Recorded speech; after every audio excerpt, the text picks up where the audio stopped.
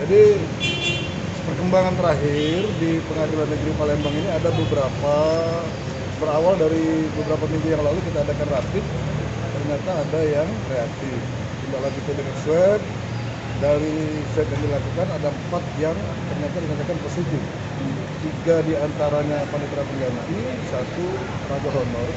Tapi alhamdulillah dari 4 yang dinyatakan positif itu sudah melalui masa karantina mandiri dan sekarang sudah sehat.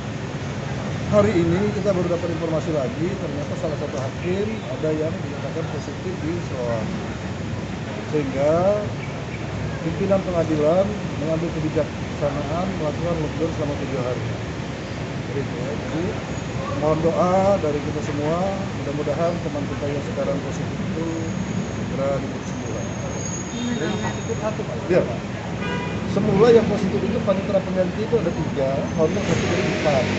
Tapi minggu lalu, nah karena ini ada perkembangan satu lagi hakim yang positif, sehingga pimpinan mengambil kebijakan untuk melakukan lockdown dulu sampai dengan tanggal 19. Namun lockdown ini bukan berarti kantor ini tutup total. Artinya kegiatan-kegiatan sidang yang masa penahanan akan berakhir, pelayanan-pelayan yang sifatnya tidak bisa ditunda, tetap dilayani. Ya. Berarti masih ada persidangan ya Pak ya?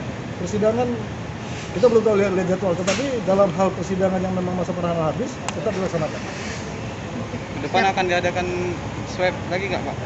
Belum ada perintah untuk lakukan swab lagi, tetapi mudah-mudahan nanti dengan kebijakan pimpinan mungkin kita akan lakukan pengujian kembali.